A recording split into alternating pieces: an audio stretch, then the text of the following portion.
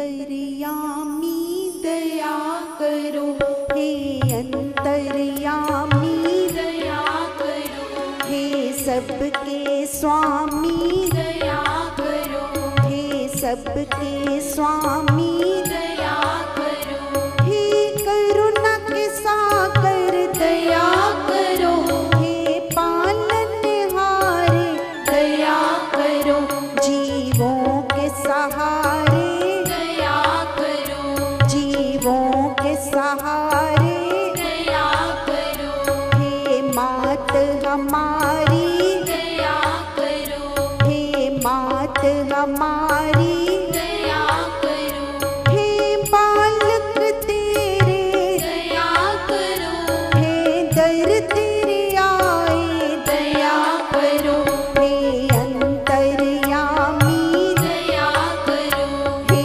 सबके स्वामी दया करो।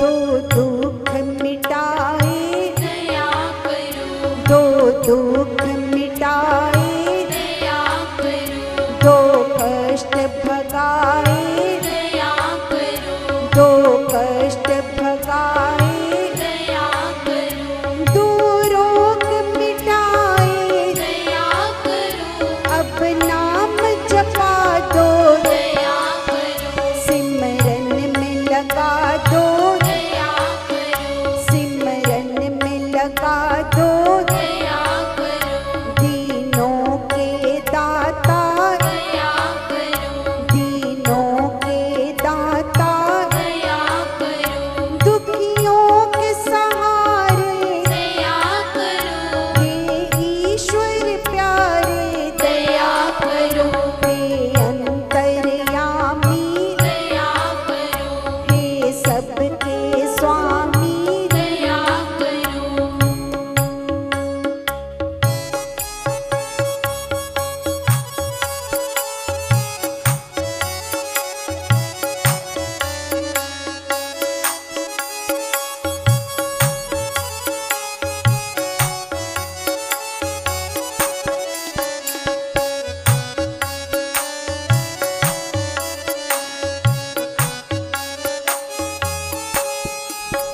भवतारन हारे दया करो, भवतारन हारे दया करो, मेरी प्रार्थना सुन लो दया करो, मेरी प्रार्थना सुन लो दया करो, सब तुझे पुकारे दया करो, चरणों में लगा लो दया करो, सेवा सिमरन दो दया करो, सेवा सिमरन दो दया करो, निष्काम बना दो दया करो, निष्काम बना दो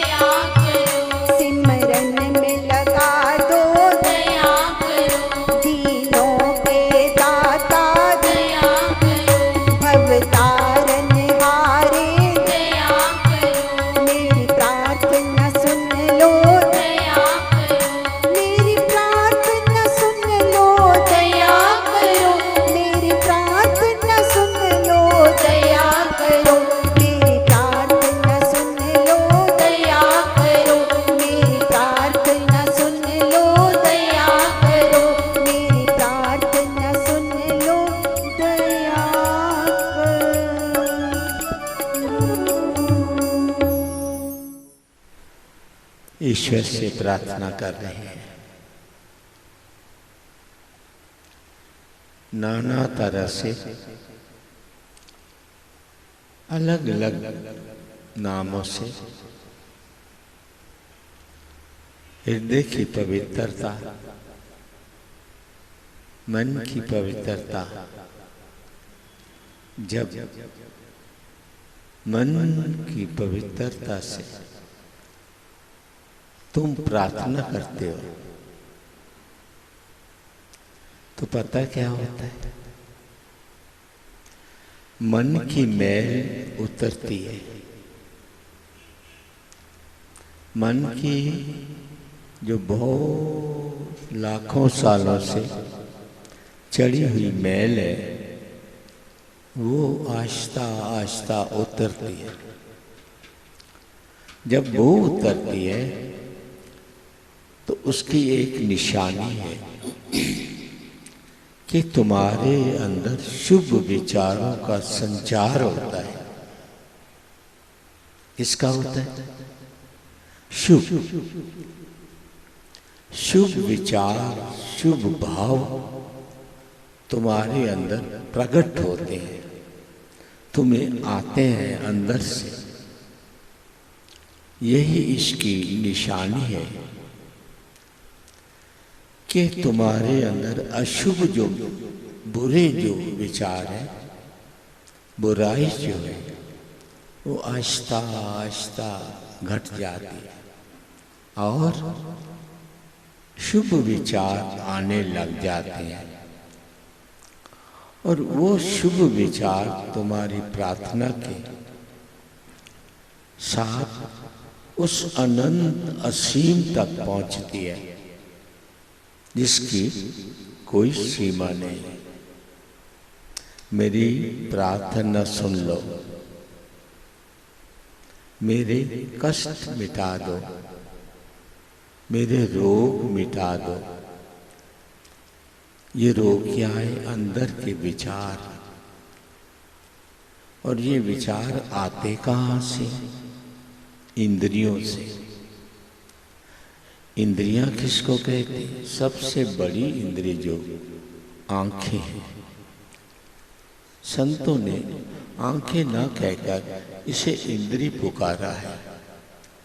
जैसे कान न कहकर इसे इंद्रिय, सुनने की इंद्रिय पुकारा है। समझते हैं? तो आंखें जब खुलती हैं तो कुछ न कुछ मैल लेकर आती है। जैसे हम रोज कपड़ा धोते हैं और फिर रोज धोते हैं, रोज कपड़ा धोते हैं और रोज मैल चढ़ जाती है, पता नहीं लगता।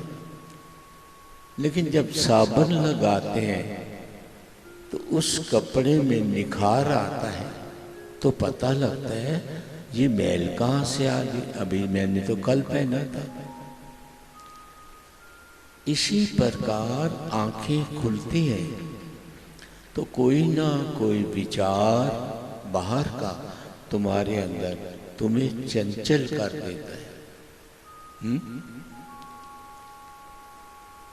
किसी की कोई बात याद आ गई, किसी की कोई बुराई देखी आंखों ने तो वो हमारे हृदय में समा गई।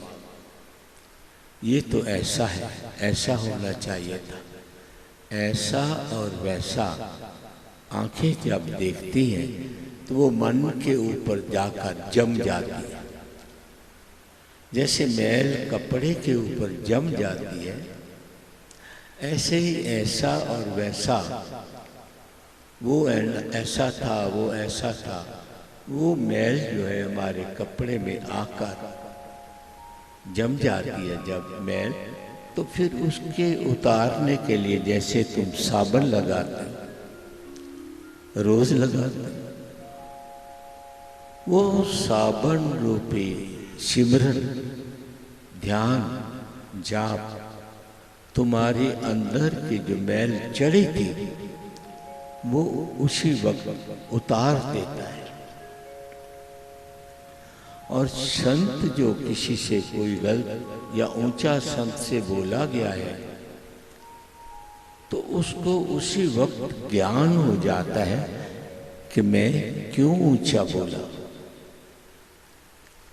सच्चा संत जो ऊंचा बोल बैठता है तो फिर अंदर ही अंदर अपने भावों में अपने मन को समझाता है और परमात्मा की तरफ प्रार्थना करता है, मुझे माफ कर दे, मैंने ऊंचा बोल बोलकर क्या लेना था, मैंने उससे ऊंचा बोल बोला, मुझे मिला क्या, मेरी आंतड़ियों में एक अनूठी सी गलत शक्ति पैदा हो गई, तभी मैं कोई वचन बोल पाया, ये मेरी आंखों का धोखा था। तब वो माफी मांगता है अपने उस निराकार असीम से। सच्चा जो संत है, इसलिए सबसे की मैल जो चढ़ी होती है तो उसी वक्त अगर हम नाम का सिमरन करते हैं, सत्संग में लोग क्यों आते हैं? सत्संग से बड़ा और कोई ग्रंथ नहीं। पहले तो वहां पे जो महापुरुष बैठे होते हैं उसकी तरफ आंखें देखती हैं तो उसके कर्मों को देखती हैं तो अपने कर्म सुधरने लगते हैं। क्यों कहते हैं संतों के दर्शन करने चाहिए? और करते करते उसके अंदर भी एक शांति समाने लगती है, सूक्ष्म, पता नहीं लगता। और फिर जब संतों के शब्द सुनते हैं, शब्द रूपी वाणी जो बोलती है, वो आंख रूपी जो इंद्रियां, कान रूपी जो इंद्रियां हैं, उनमें प्रवेश करता है शब्द। और जब शब्द तुम्हारे अंदर की दुनिया में जाता है, अंदर की कोठरी में जब शब्द जाता है तो वो शब्द तुम्हारे जो पिछले जन्मों के अनंत अनंत अनंत मैल चढ़ी है उसको आहिस्ता आहिस्ता धोता जाता है, धो जाता है। और जो ये कर्म अब के बाहर के कर्म करने होते हैं, उन कर्मों को आहिस्ता आहिस्ता पवित्र करता है। कर्मों की गति को पवित्र करके, शुद्ध करके तुम्हारे अंदर निरोगता बढ़ता है। मैंने क्या लेना देना, मैंने झूठ बोलकर क्या लेना, मैंने अपने बच्चों के लिए जो झूठ बोला है तो ये तो मेरा झूठ का कर्म जो है, पाप जो है, कष्ट जो है, पीड़ा जो है, ये तो भुगतान नहीं कर सके, किस लिए मैं कर रहा हूं। तब ऐसा विचार उसी वक्त जो साधक है उनकी बात करता, जो नहीं साधक और सत्संग में आ गए भूले से, और भूले से सत्संग में आ गए तो उनका मन भी जो सरल होते हैं पवित्र हो जाता है। जिसने कभी सत्संग नहीं सुना और सत्संग में आ गया, संत के दर्शन भी कर लिए और सत्संग का दो चार शब्द अपने अंदर अडोल लिए तो उसके मन में एक पवित्रता छा जाती है, जो अपने अंदर देखता है और संत की मूर्त को अपने भ्रिकुटी में बिठाकर अपनी आत्मा से मिलाता है तो तब उसे ज्ञान होता है। थोड़ी सी एग्जाम्पल ज्ञान के रूप में आपको बताता हूं। कोई दूध बेचने वाली, पुराना जमाना था, अपने गांव से पैदल चलकर रास्ते में नदी पड़ती थी, वो नदी वाले को एक धेला देती थी। आगे एक पैसा होता था, एक धेला होता था, पैसे के 2 धेले होते थे और उसके 3 पाइयाँ होती थी। पाइयाँ तो हम खर्च करते रहे। 1 पाई की गनेरी ले ली, 1 पाई की जलेबियाँ ले ली, 1 पाई के पकौड़े ले लिए। ये हमने अपने जीवन में खुद की लिया है। तो उसके मन में आया, रोज दूध देने आती थी शहर, तो जा रही थी एक दिन, तो वहां सत्संग लगा हुआ था। सत्संग लगा हुआ था तो उसने अपने दूध की बलटोई जो ऊपर सिर पे रखी थी वो रखकर चंद मिनट के लिए वहां बैठ गई। बैठ के आंखें बंद करके उस संत को देखते हुए आंखें बंद कर ली। तो उसका एक ही शब्द उसमें उसको समझ आया कि जो राम नाम लेता है आत्मा, जो राम का सिमरन करते हैं, जो प्रभु का सिमरन करते हैं, जो राम के ऊपर भरोसा करते हैं, वो भव सागर पार हो जाते हैं। भव सागर पार हो जाते हैं। उसे भव सागर का पता नहीं था, सागर का पता था, पानी का पता था। तब वो दूध बेचकर पैसे लेकर गांव को चली। जब गांव को चली तो उसके अंदर एक इतना आत्मविश्वास हो गया उस शब्द का कि संत कह रहा था, पंडित जी कह रहे थे कि भाव सागर पार हो जाता है, अब मुझे कश्ती की क्या जरूरत है। राम राम जब जा रही थी तो बेचने राम राम जपती हुई, जब वापस आई तो राम राम, मन तन में राम समाया होता। उसे पता नहीं लगा कि नदी कब आ गई। वो चलती हुई नदी पार कर गई। देखा तो नदी तो पार कर ली मैंने, कोई कश्ती की जरूरत नहीं पड़ी। वो रोजाना ही घर से चलती राम राम राम राम नदी पार कर जाती और आते हुए भी राम राम राम राम नदी पार कर जाती। ऐसे कई दिनों के बाद उसके मन में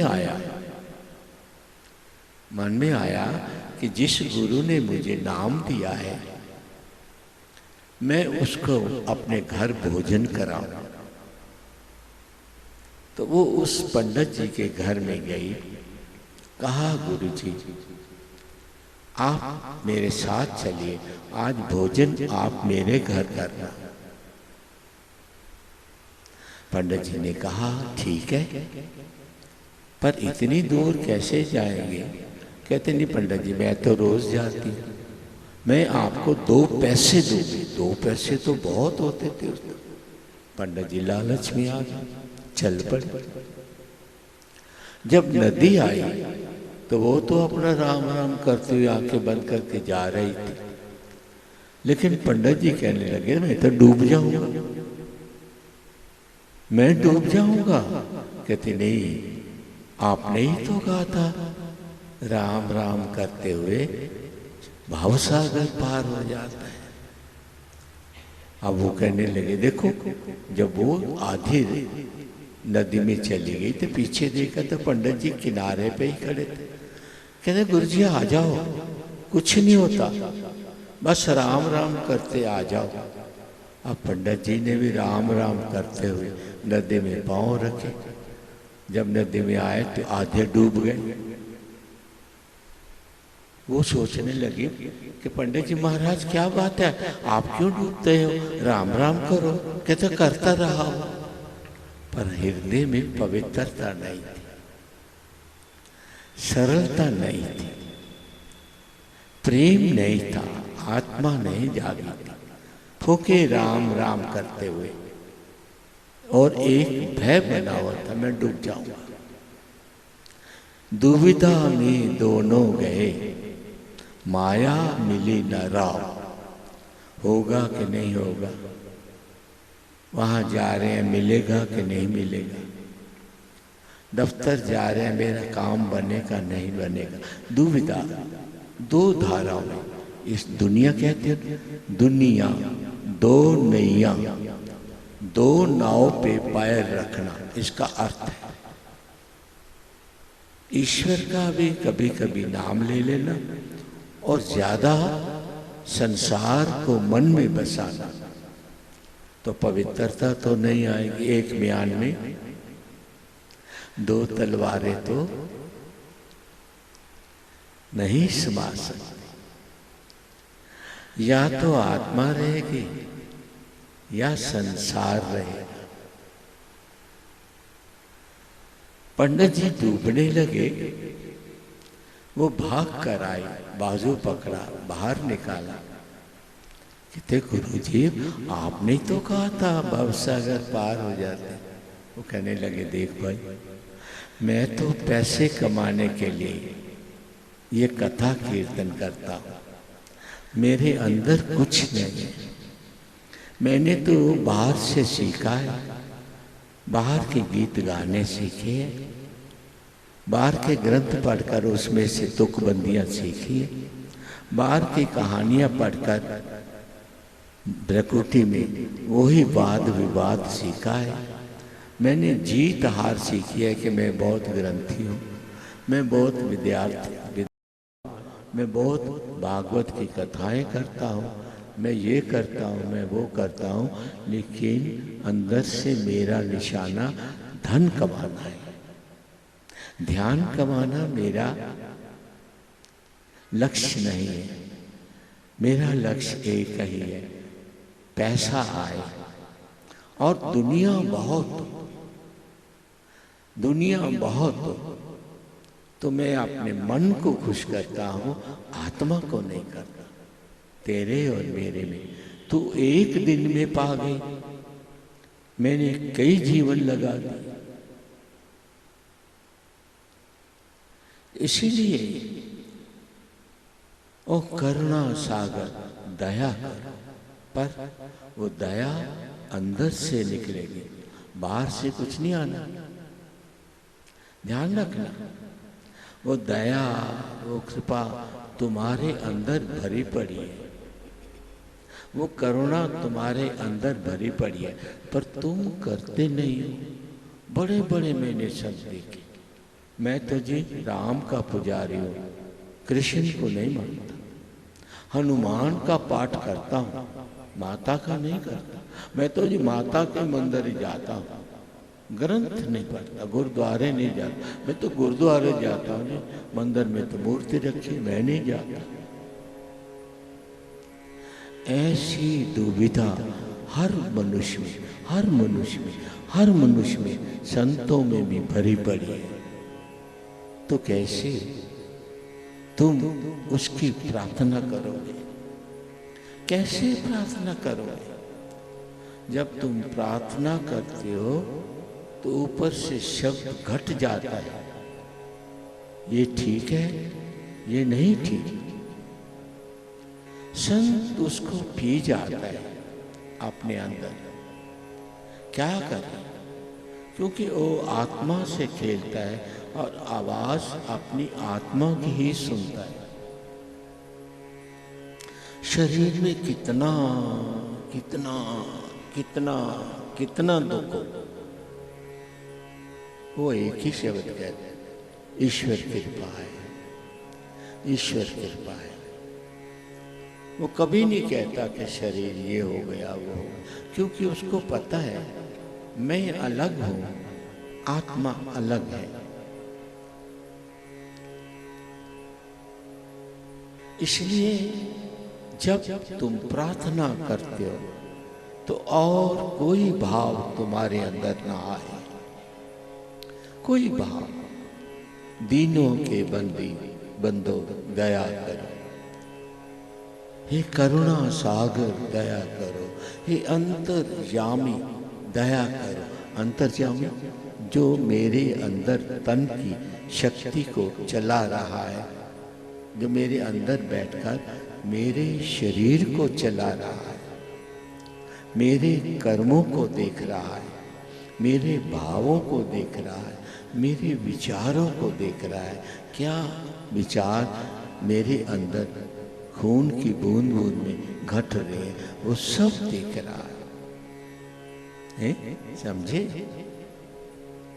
इसलिए अपनी प्रार्थना को किसी मानव में, किसी मजहब में, किसी झूठे धर्म में, किसी दिखावे में, किसी गाने में, किसी बजाने में, किसी सुनने में मत करना।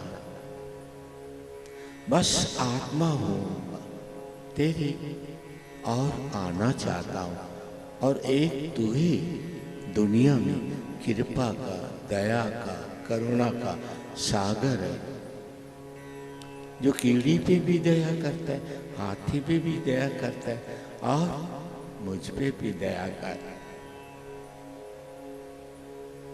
मैं तेरा अबोध बालिक हूं, अभी पैदा हुआ हूं, तूने किया है, इसलिए मेरे पे सदा अपनी कृपा बनाए रख। ऐसे संत कह रहे। मेरे जाने के बाद भी मेरा कोई नाम न जाने।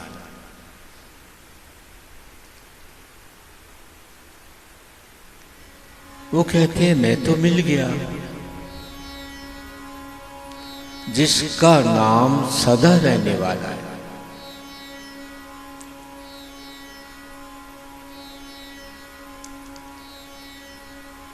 जिसको गुरु महाराज जी ने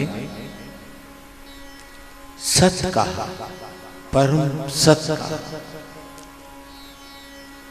परम का मतलब होता है बाकी कुछ बचे ही ना, उस परम सत में मैं मिल जाऊं, नाम मेरा रह जाए, ये अहंकार नहीं।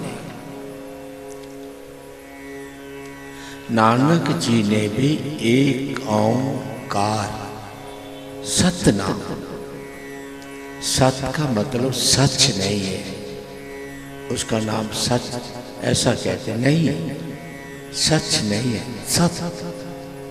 अगर सच होता तो वो काबिल थे, आलम फाजल थे। सत का मतलब जो जिसका नाम सदा रहने वाला है, एक, वो एक है, वो एक है। औं, उसका नाम औं है।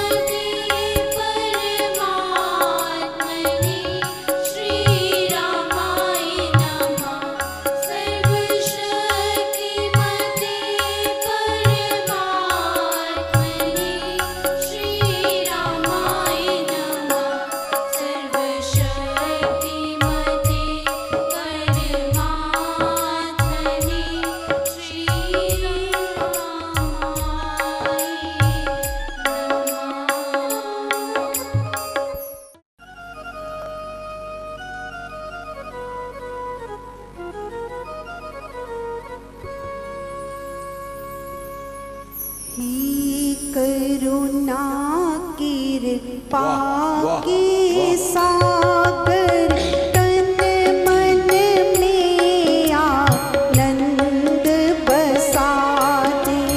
हे करुणा कृपा के सागर, तन मन में आनंद बसा दे। नाम की ज्योति जगे मेरे अंदर, सो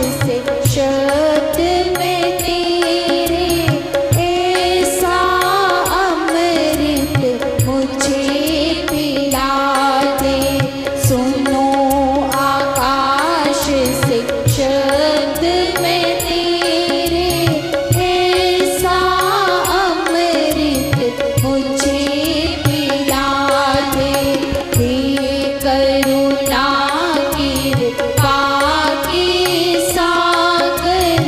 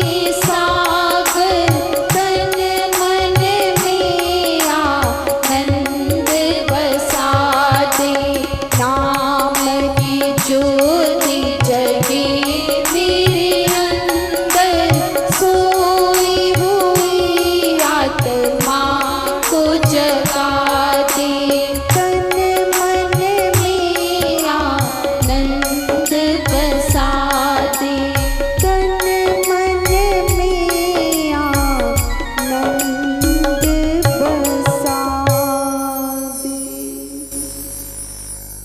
दे। तन मन में आनंद बसा दे। आनंद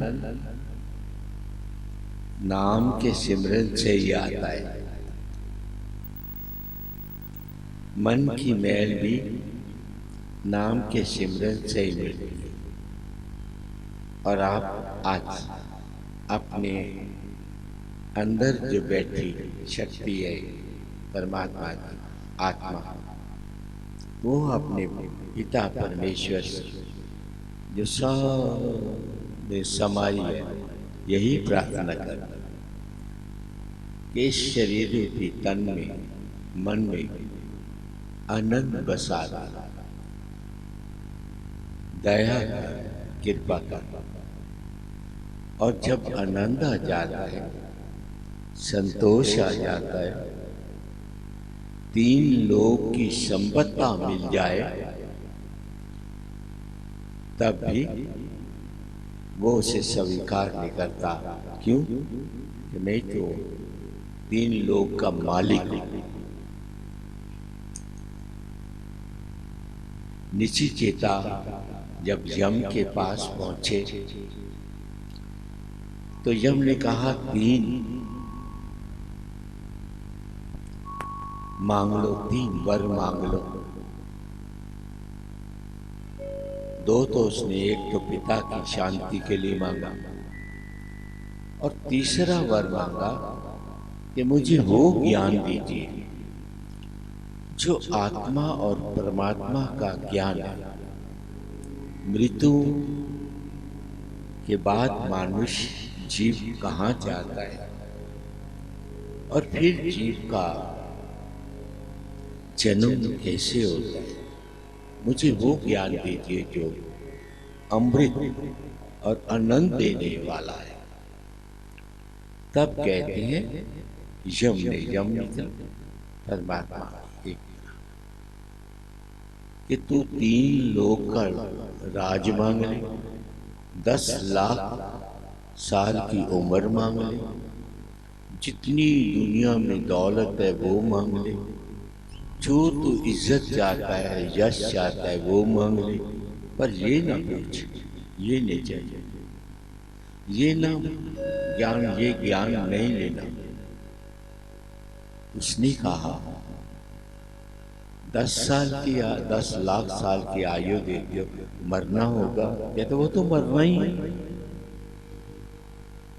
3 लोग का राज देते हो, एक दिन खत्म होगा। हाँ, वो तो खत्म होगा।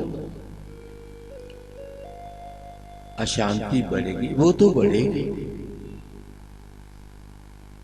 इसमें दुख आएगा, आएगा। और आत्मज्ञान में सुख ही सुख, तो वो दीजिए। यही हम मांग रहे हैं, यही नहीं लोग मांगते।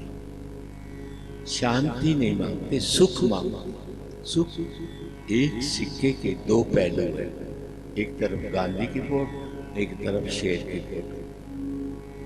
सुख के साथ दुख का संबंध है और शांति के साथ अनंत प्रेम का संबंध है। समझो, याद रखो। वो नाम की शक्ति तुम्हें निर्भव निर्वैर बनाती है।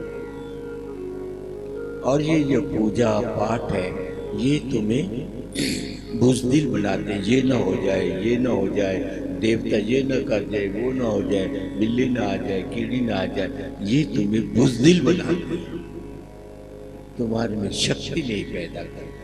ध्यान रखना, ईश्वर की शक्ति तुम्हें निर्भय और निर्वैर बनाती है और संसार की समय शक्ति तुम्हें बुज़दिल बनाती है। देखा ना, डाकू जब गिर जाता है तो कोई पकड़ मारने लगता है तो चिल्लाता है, छोड़ दे, ये कर दे। वो कहते हैं जब तू लोगों का कत्लेआम कर रहा था उस वक्त पता नहीं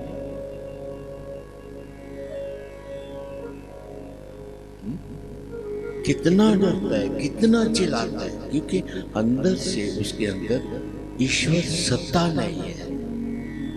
संसार की सत्ता को क्या करता है?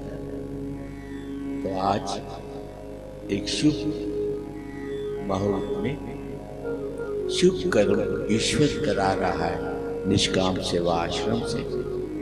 एक हमारे भाई बहन जो आर्थिक दृष्टि से कमजोर है और हमारे भी अपने हैं, ईश्वर की सत्ता से, ईश्वर के हुक्म से, ईश्वर की कृपा से उनकी आज बेटी जो आर्थिक दृष्टि से कमजोर थे, आज आश्रम में उस बेटी की शादी हो रही है। अभी हम सत्संग से ले लेंगे, तब तो किया पर अपने अंदर विनम्रता को, निर्भाव निर्वैर को नहीं करा, संसार के पदार्थों के पीछे चल पड़े और तेरा मेरा करने लगे। अपने आप को ईश्वर जानने लगे, जैसे हिरण्यकश्यप ने जाना, रावण ने जाना। इतना विज्ञानी रावण, जिसके 100 पुत्र, 125 नाती, 100 पुत्र तो कोई पैदा नहीं कर सकता, लेकिन उसके पास इतनी विज्ञान था, जैसे आज क्लोन से भेड़ बनाई थी, ऐसे करके वो अपने बेटे बना रहे। ऐसा ही धृतराष्ट्र का था। 100 बेटा एक आदमी 60 साल की उम्र में पैदा नहीं कर सकता। वो सब क्लोन से बनाए गए, जैसे आज विज्ञान कर रहा है। इतना कुछ होते हुए भी तप करके वरदान मांगा ईश्वर से, जमीन पे न मरूं, आसमान पे न मरूं, बीच में न मरूं, नीचे न मरूं, पानी में न डूबकर मरूं, शत्रु न मारे, जानवर न मारे, तलवार न मारे, हथियार न मारे, दिन में न मरूं, रात में न मरूं। प्रभु ने उसको आशीर्वाद दे दिया। अहंकार आ गया कि मैं परमात्मा हूं, मैं ही परमात्मा हूं। लोगों को कहा मेरा नाम जपो, हरि का नाम, राम का नाम लेना छोड़ दो। तब ईश्वर की लीला देखो। उसी हिरण्यकश्यप के राज में, जो कहते हैं मैं ही परमात्मा हूं, एक बच्चा पैदा होता है जिसका नाम प्रहलाद रखा जाता है। वो पैदा होते ही हरि हरि हरि कहते, छोटी सी उम्र। पहले तो बाप ने उसको गोदी में बिठाया और कहा मेरा नाम लो। वो कहते हरि। उसने बालक को उठाकर बाहर फेंक दिया अपनी गोद से। हरि का नाम लिया है। हरि के नाम तो उसे नफरत हो गई। जिस हरि ने उसे वरदान दिया, और सत्ता देखो, ईश्वर सत्ता क्या करता है, वो जो जो हरि हरि कहता, वो तो उसको पीड़ा देने लगा। बहुत पीड़ा दी, बहुत लंबा वर्णन है, थोड़ा सा शॉर्टकट होगा। उसकी बहन को एक वर था कि तू तप करके, उसने वर लिया कि मैं आग में जलूंगा। हॉल का परमात्मा ने उसको यो वर दे दिया। तब बहन ने कहा ये मैं अपनी गोदी में इसे बिठा लूंगी, ये जल जाएगा, मैं बच जाऊंगी, मुझे तो वरदान। लेकिन वो जो सर्वशक्तिमान है, जिसकी सत्ता कण कण में समाई हुई, कोई जगह ऐसा नहीं जहां उसका नूर नहीं। सब वही करता कराता है।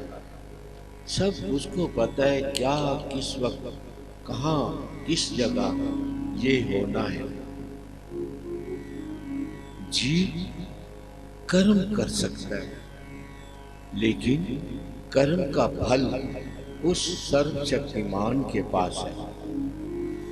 फल उसका क्या मिलना है ये कोई नहीं जानता।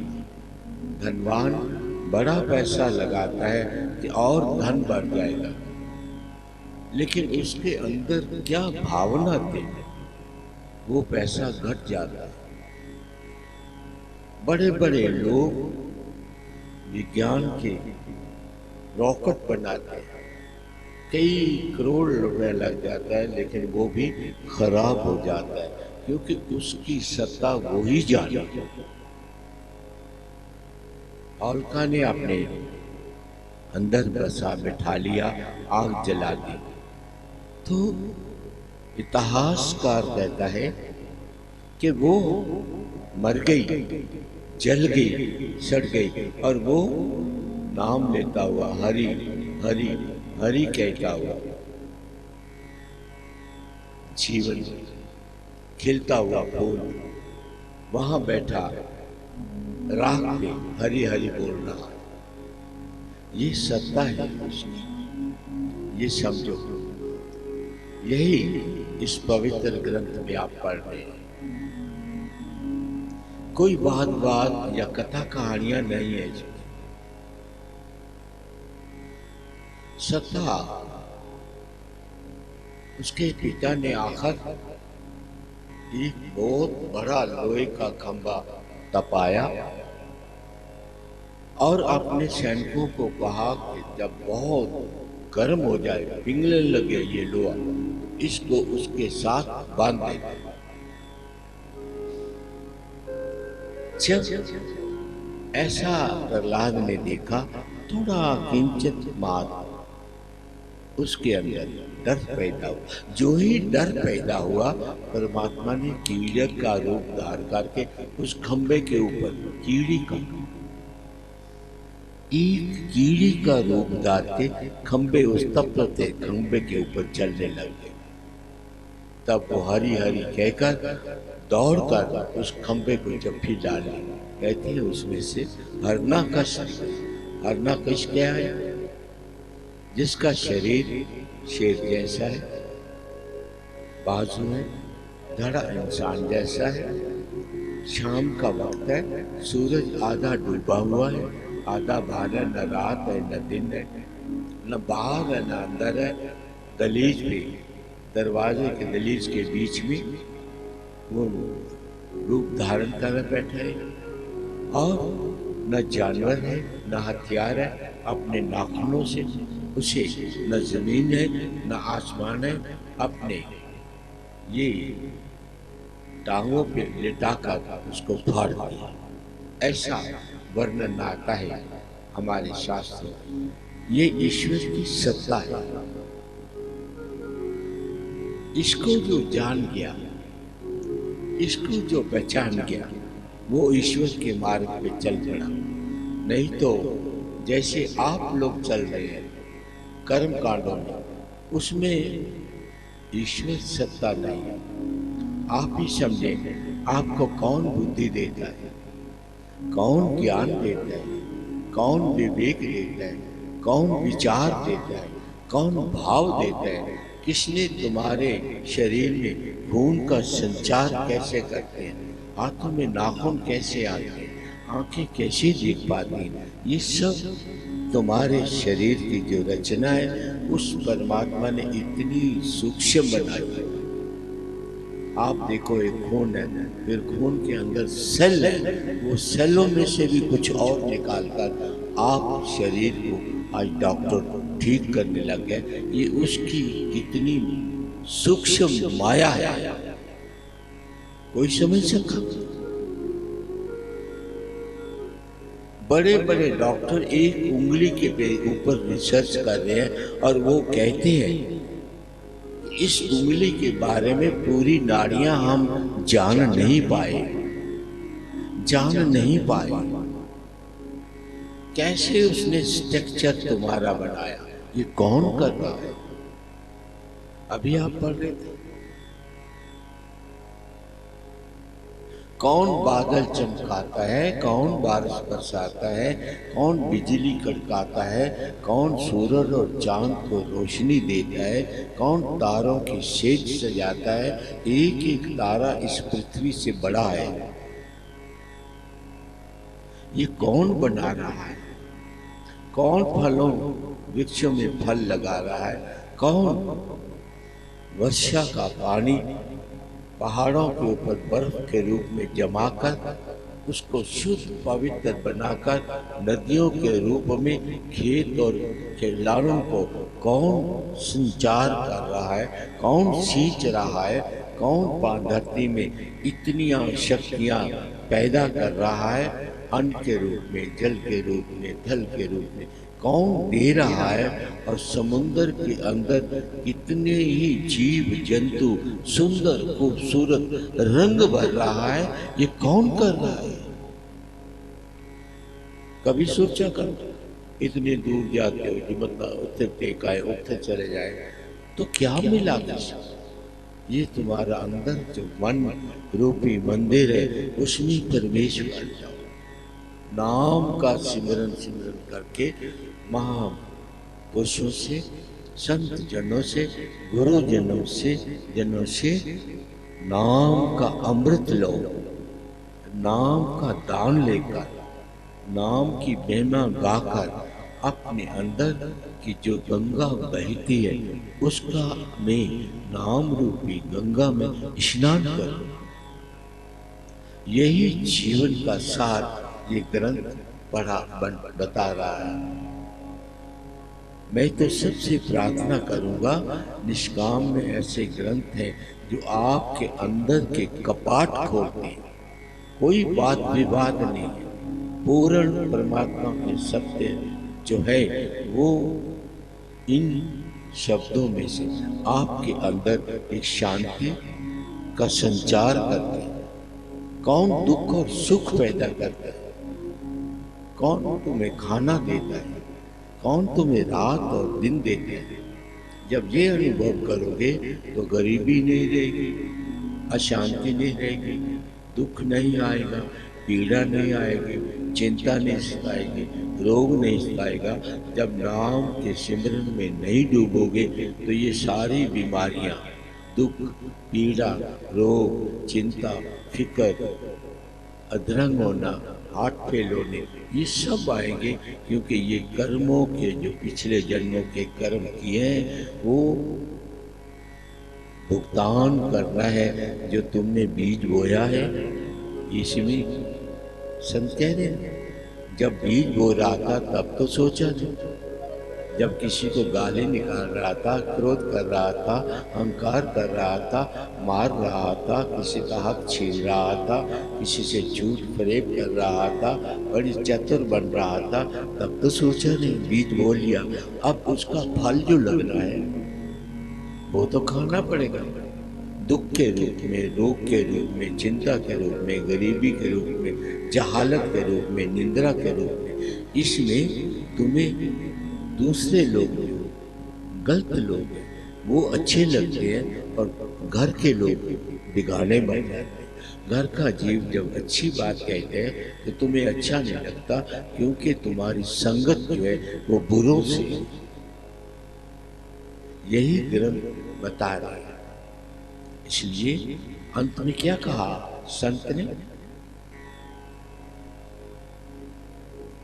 यही प्रार्थना करे पुकार, नमस्कार हो नमस्कार, भव सागर से करो जब अब पार, है जग में तेरा आधार। अंत में संत परमात्मा से फिर भी भक्ति करता हुआ, भक्ति में रमा हुआ, उसके सारे भावों में उसकी आकृतियां को पूजता हुआ, चलता हुआ, फिर भी कह रहा है, मैं प्रार्थना करता हूँ, पुकार करता हूँ, तुझे नमस्कार करता हूँ, बारंबार करता हूँ, बारंबार करता हूँ। धरती पे सर झुकाकर, ये धरती बहुत बड़ा मंदिर है, इससे बड़ा कोई मंदिर नहीं, और माथा टेक कर इस धरती की राख को, गुरुजनों की रज को अपने माथे पे लगाकर तुम्हें नमस्कार नमस्कार, हम आए सब तेरे द्वार। हो तुझे नमस्कार, हे मुक्ति के दाता, हे मेरे सर्वाधार, मेरे आधार, तुझे नमस्कार नमस्कार। ऐसे ही परमात्मा की सत्ता अपने में अनुभव किया। जय श्री राम।